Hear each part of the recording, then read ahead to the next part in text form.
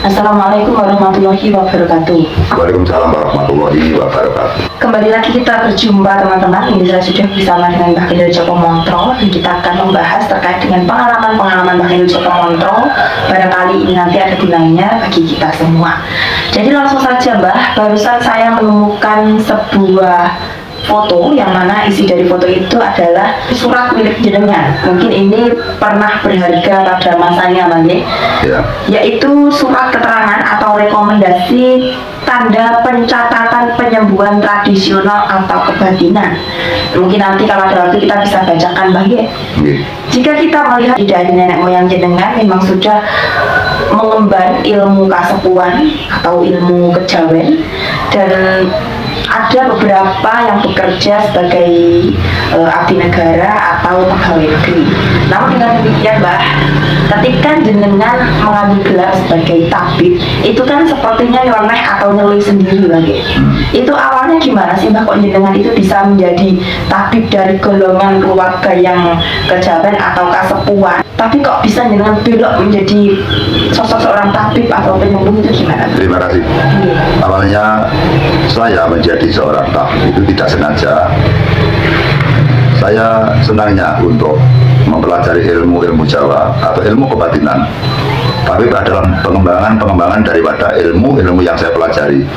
Salah satu contoh, misalkan kita senangnya untuk mengembara atau topo laku sudro atau topo laku mengembara, yang saya senang ke tempat-tempat bingit atau tempat-tempat alam semesta seperti samudera, di puncak gunung, di hutan dan sebagainya.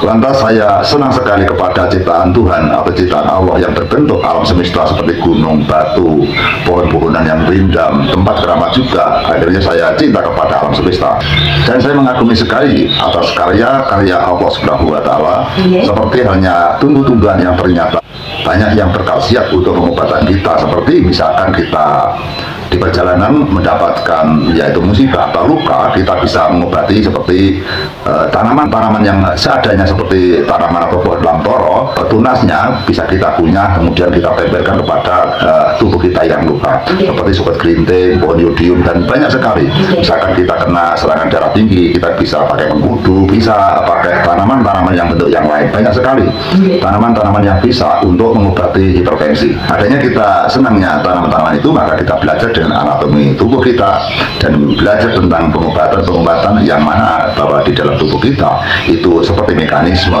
bekerja yang tanpa henti, sehingga apabila tubuh kita, anatomi kita ada hambatan satu pun alat kita, maka kita akan error dan kita akan sakit. Sangat lama sekali kita belajar ilmu pertabiban.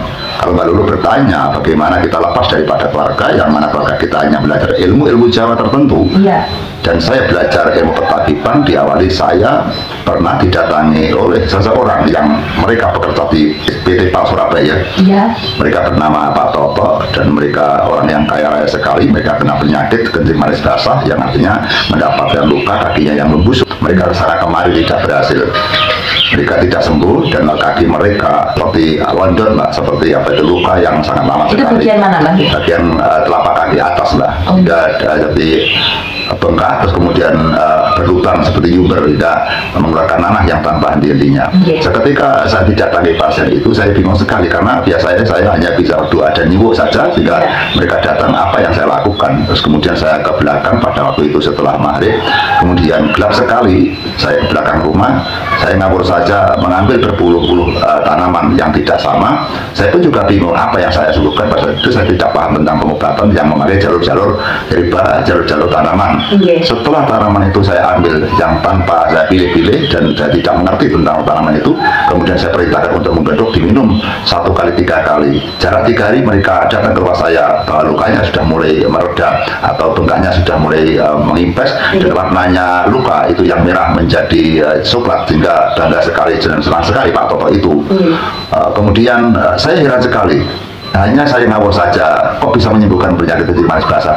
Akhirnya disitulah saya mempelajari dengan susah payah bahwa randemen nilai-nilai kadar-kadar yang ada di tanaman itu saya pelajari dengan waktu yang sangat panjang sekali. Dan akhirnya saya berhasil menciptakan beberapa ramuan yang bisa kami sajikan kepada orang-orang yang sakit itu, Mbak. Maaf, itu kejadian Pak Toto ke rumah jenengan itu ingat tahun berapa itu? Itu sekitar tahun 1998, pokoknya sebelum tahun 2000, Mbak. Kisah ini bukan kisah rekayasa, ini kasus nyata bahwa Pak Toto pun juga punya keluarga yang ada di daerah Selimanan, Kecamatan Udan, Kabupaten Blitar, dan mereka asli orang Surabaya. Karena mereka sakit, dipulangkan oleh perusahaan itu untuk berobat. Jika bertemu dengan saya, awal-awal dari Pak Toto tidak mencari pengobatan bentuk herba, mereka hanya ingin doa-doa yang berasal dari kasubuan atau dari orang-orang yang ahli ilmu. Jika kalau saya pikir itu hanya pakai sebut, tentu kita akan kesulitan, maka kita mengambil jalur-jalur tumbuh-tumbuhan yang mana sayangnya pada saat itu kita tidak paham. Namun kalau tidak paham tentang tanaman, ternyata Allah memberikan jalan dan mereka ada reaksinya. Jika kita teruskan, kita mempelajari dengan penyakitnya dan kita mempelajari tanaman-tanaman yang berada di sekitar itu, maka dalam jangka sekitar 1 bulan luka yang membusuk di telapak kaki Pak Toto akhirnya sembuh dan kembali pada semula. Namun namanya penyakit diabetes, mereka harus menjaga diri dengan pola makan, Mbak. Karena kalau orang sudah kena penyakit pankreasnya, mereka tetap harus waspada dan berhati-hati dalam pola makan agar tidak boleh sembrono kalau sembuh, Mbak. Seperti itu. Oke. Itu berarti tidak ada dorongan atau mungkin saran dari teman atau gimana Mbak untuk pindah ke pertapiban itu? Masuk ke dunia pertapiban tidak sengaja sama sekali dan tidak saya sadari dan bukan cita-cita saya. Karena keterpaksaan saya menjadikan sosok sesepuh sepuh yang menolong orang, kita hanya ngawur saja ke belakang mengambil beberapa daun, beberapa batang pohon, kemudian saya suruhkan untuk menggodok. Ternyata hasilnya baru saya itu tidak saya pelajari saja sudah ada hasilnya, apalagi kita pelajari. Namanya orang Jawa itu gendeng-gendeng dengan ilmu-ilmu pertapiban. Yang menjadi bangga saya karena yang namanya Pak Toto itu sudah sembuh, maka Pak Toto memberikan yaitu modal-modal pada saya untuk saya mencari bahan-bahan yang banyak kemudian dijadikan sebagai penjualan atau toko kecil agar kita bisa mengobati orang dengan tumbuh-tumbuhan yang ada di sekitar kita. Pak Toto memberikan modal saya sekitar 20 juta. Iya, zaman itu. Ya, pada saat itu agar yang mana tenaga saya, pikiran saya nanti bisa tercurahkan dan bisa untuk menolong orang. Dan hingga tahun 2008 kami mendapatkan sambutan yang baik, dapat kita katakan kita tenar sekali. Terutama kita bisa menyembuhkan berbagai macam penyakit yang kronis, Mbak. Itu suatu kebanggaan jenengan atau hal yang bisa memuaskan jenengan ketika jenengan menjadi tabib itu bisa menyembuhkan penyakit apa, Mbak? Nah, kita tidak punya kebanggaan sama sekali, kita hanya menjalankan karma saja. Cuma kita sangat heran sekali bahwa ternyata tanaman atau tumbuhan yang berasal dari Indonesia bisa menyembuhkan penyakit kanker, artinya bisa menghadang virus-virus yang ada di dalam tubuh kita dalam bentuk yaitu kanker. Kami banyak menangani kanker seperti kanker kista, miom, terus kemudian kanker rahim, kanker payudara, terus kemudian meningitis, menangani lagi penyakit kanker otak dan sebagainya. Kita pun juga pernah menangani penyakit yang sangat sulit disembuhkan. Itu mungkin karena kemurahan daripada Allah Subhanahu wa taala bahwa penyakit kanker otak ternyata juga ada yang sembuh, yang disembuhkan dengan kekuatan doa dan disembuhkan dengan kekuatan yaitu bahan-bahan rempah-rempah yang ada di bumi Nusantara. Yaitu kanker otak memang sangat sulit sekali teman-teman putih. Jika kita bicara seperti ini bukan kita berbagai keahlian, tapi kita juga pernah diberikan anugerah oleh Allah Subhanahu wa taala bahwa orang yang kena serangan penyakit kanker otak yang berada di rumah sakit dan mereka kejang-kejang tidak sadarkan diri, kemudian saya kirimi jamu dari rumah, akhirnya ada reaksi. Dia yang sakit itu saya suruh untuk pulang untuk meneruskan pengobatan secara herba, secara ramuan-ramuan yang berbentuk dari kebun-kebun saja. Dan mereka ternyata selang waktu sekitar 1 tahun sembuh total dan mereka yang sakit kanker itu masih hidup sampai sekarang, Mbak. Itu di Daerah Ngentrong, Kecamatan Kacampur Darat, Kabupaten Tulungagung, Mbak. Ya, itu waktu beliau atau dia itu sakit kanker otak itu Mbak, itu beliau di usia berapa itu, dia itu? Masih kecil sekali, sekitar kelas 5 SD ya, sekitar 13 tahun, Mbak. Sekarang sudah besar, sudah remaja dan mereka sudah akan menikah, Mbak. Iya, beberapa waktu yang lalu juga ada orang dari daerah Ngentrong ke sini yang menceritakan bahwa anak tersebut sudah bekerja di luar negeri, Bang ya? Ya, tepatnya lalu juga berada di rumah sini dan menyaksikan bahwa mereka melaporkan orang yang kena serangan penyakit kanker otak masih sehat saja dan baru saja dari Taiwan, sehat dan dahsyat sekali. Iya.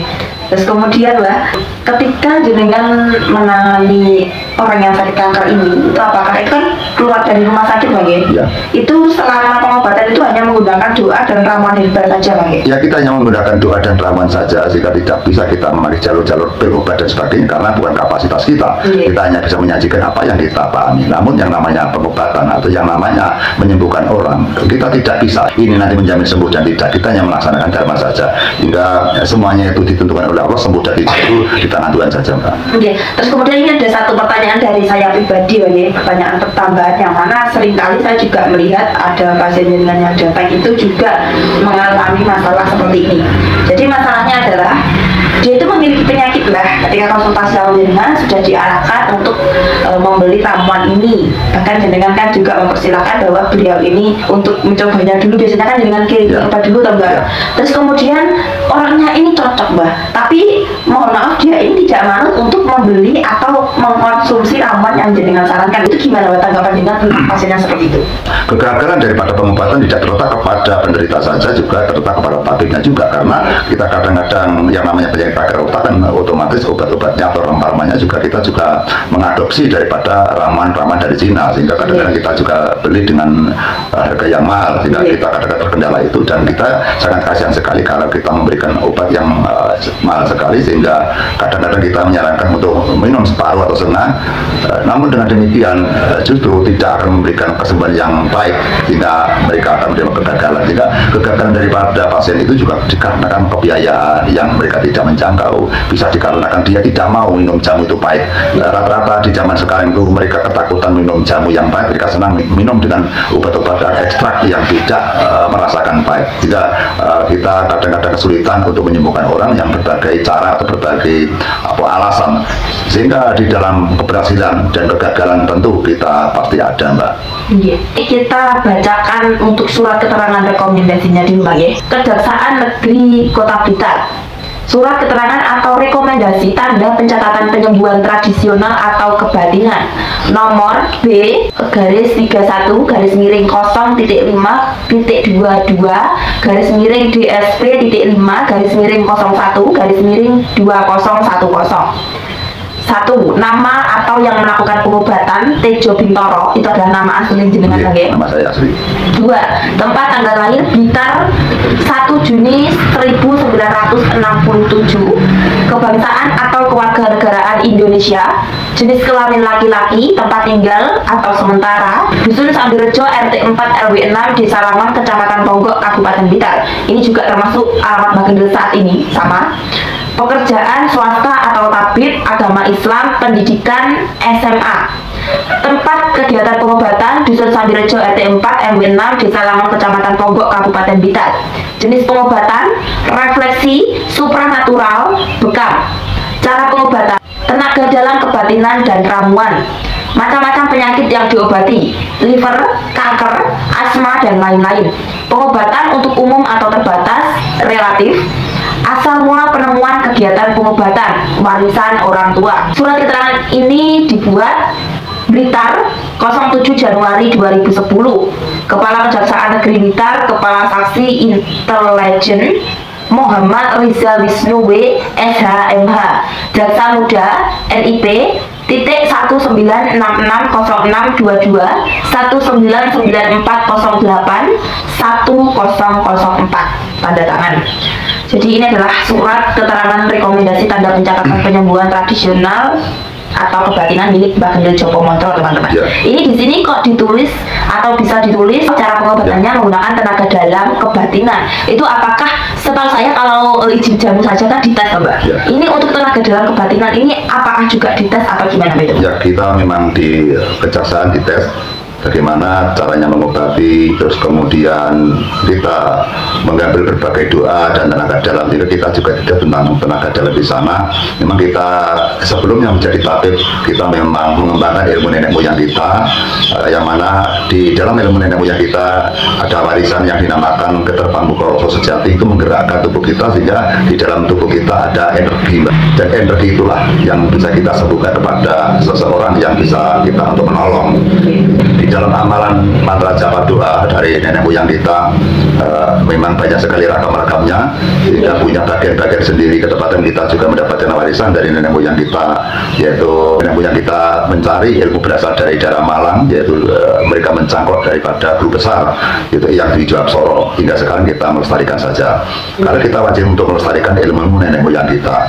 Kita memakai yaitu pengobatan tenaga dalam, yaitu di dalam ilmu keterbang Bukoro Sejati, yang mana ilmu itu mempelajari tentang yaitu gerakan-gerakan yang ada di dalam tubuh kita. Ilmu-ilmu itu tentu ada rangkaian doa-doa yang tersurat dan tersirat di dalam doa-doa tersebut, sehingga kita menjadikan seorang tabib itu memang berasal lahir daripada sepuh bini sepuh, yang mana kita sebagai dharma menolong pada masyarakat, sehingga ternyata kita menolong orang di masyarakat tidak hanya sebagai pagar rumah, sebagai kita mendoakan agar mereka rumah tangganya tentram, ternyata melibatkan kepada orang-orang yang sakit. Dan orang-orang yang sakit itu tidak hanya serangan batin, kadang banyak sekali yang mereka sakit karena anatomi, karena penyakit yang wajar seperti gatal. Kalau kita tahu bahwa penyakit gatal itu virus, kalau kita pakai doa tentu kita jauh daripada pengobatan, maka kita pakai ramuan atau mungkin pakai obat dan sebagainya, sehingga kita pakai yang nalar saja.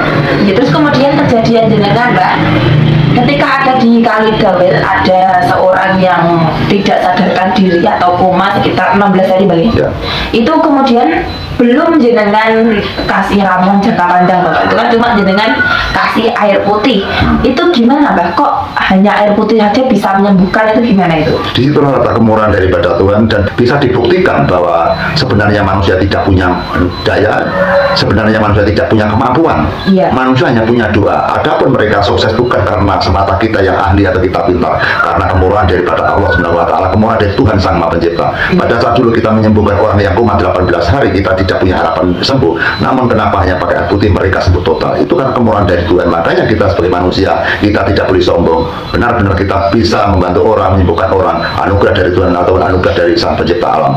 Jika kita benar-benar meyakinkan bahwa Allah atau Tuhan benar-benar apabila dimintai kita tulus dan kita fokus, maka Allah akan memberikan ijabah. Dan doa-doa tersebut memang seharusnya kita harus tulus. Ini tentang penyembuhan orang yang sembuh bukan semata kita yang ahli, kita pintar. Ada faktor-faktor pemberian anugerah dari Sang Maha Pencipta itu, Mbak.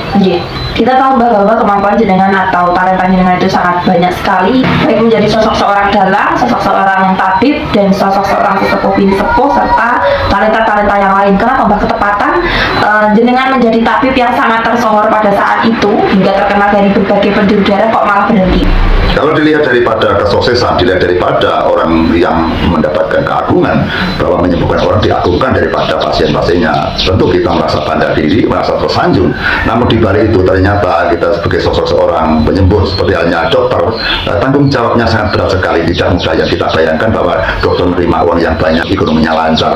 Di balik itu ternyata tanggung jawab seorang dokter, tanggung jawab seorang tabib itu sangat berat sekali, karena banyak tanggung jawab yang mana kita harus bisa memenuhi, seperti halnya apabila ada konslet atau ada kesalahan kita mengobati pasien yang tidak kunjung sembuh, otomatis kita juga beban mental dan moral, karena kita harus bertanggung jawab. Sehingga di pagi, siang, sore, malam kita tidak ada waktunya senang, kita selalu memikirkan pasien dan kita selalu susah sekali. Sehingga kita melihat beberapa tabib yang dilihat di masyarakat mereka senang, ternyata di balik itu pagi, siang, sore, malam mereka susah karena menerima beban-beban daripada tanggung jawab. Maka kita masih banyak talenta yang lain, masih banyak kegiatan kita mencari pekerjaan atau kegiatan yang tidak banyak beban, tidak memikul dengan tanggung jawab yang sangat besar sekali. Karena kita memasukkan jam itu sepertinya kita menanggung nyawa orang. Kalau salah kita mengobati, mereka mati, kita dituntut di pengadilan. Itu yang paling berat, Mbak. Jadi itulah teman-teman sekelumit pengalaman dari Mbah Kinul Joko Montro, yang mana tadi saya juga sudah membacakan surat keterangan dari Pengadilan Blitar. Semoga ini menjadi referensi. Kita tidak berniat pamer, melainkan kita memberikan atau memberitahu teman-teman bahwasanya ternyata ramuan-ramuan atau pengalaman-pengalaman atau kegiatan-kegiatan tinggal dari nenek moyang itu juga merupakan hal yang ampuh atau hal yang sangat baik sekali, bisa membantu kehidupan masyarakat. Medis juga baik, karena dari pihak medis sendiri juga bisa menyembuhkan berbagai macam penyakit, menolong masyarakat yang ada di seluruh dunia ini.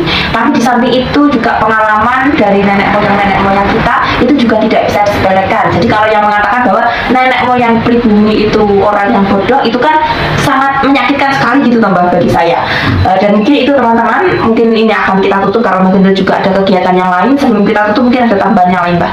Apa yang kita ucapkan, apa yang kita sampaikan bukan rekayasa, memang kita melewati jalur-jalur seperti itu.